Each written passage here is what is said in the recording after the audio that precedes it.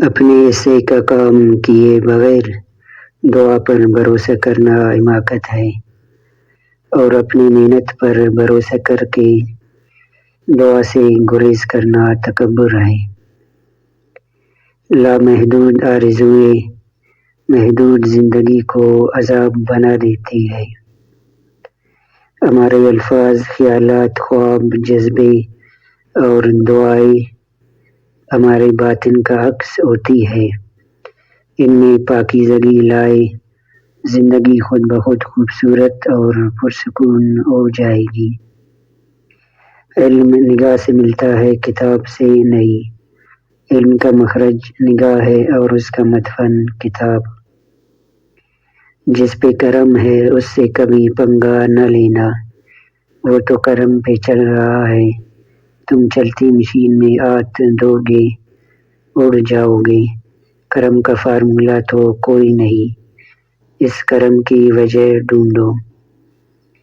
انسان رشتے بدلتا ہے، دوست بدلتا ہے، پھر بھی وہ پریشان کیوں رہتا ہے؟ کیونکہ وہ خود کو نہیں بدلتا۔ آدمی جوان کب ہوتا ہے؟ جب وہ آئندہ کے خواب دیکھے۔ بوڑھا کب ہوتا ہے؟ جب وہ گزشتہ چیزیں یاد کرے۔ علم حاصل کرے یہ ضروری ہے، لیکن علم سے کچھ حاصل کرے یہ بہت ضروری ہے۔ اگر حق کو پہچان نہیں سکتے تو باطل کے تیروں پر نظر رکھو، جہاں لگ رہی ہو وہی حق ہے۔ ابھی ایسے الفاظ ایجاد نہیں ہوئے جو احساس کو بیان کر سکے۔ احساس کی دنیا الفاظ کی دنیا سے بہت آگے ہے۔ شوق دریا کی طرح ہے اور یہ منزل سے پہلے نہیں رکتا۔ بعض اوقات منظر غلط نہیں ہوتا، عین ممکن ہے ہمارا انداز نظر ہی غلط ہو۔ انداز نظر بدلے، منظر بدل جائے گا۔ اخلاق اور رویوں کی بدصورتی کا احساس ہمیں اس وقت تک نہیں ہوتا جب تک وہ ہمارے ساتھ نہ برتے جائے۔ اس سے پہلے کہ ہم سے سب کچھ چھن جائے، ہمیں بہت کچھ چھوڑ دینا چاہیے۔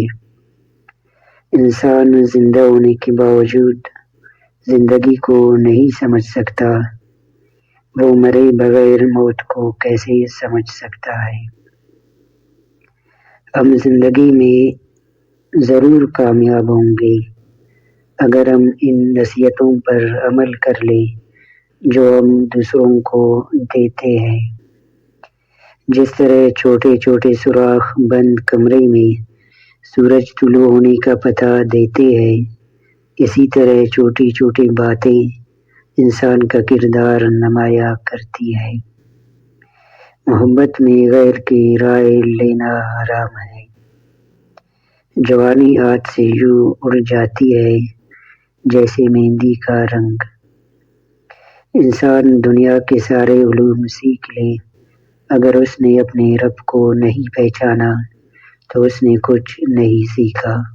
صبر کا دامن ہاتھ سے نہ چھوڑو، ہر کام آسان ہونے سے پہلے مشکل ہوتا ہے۔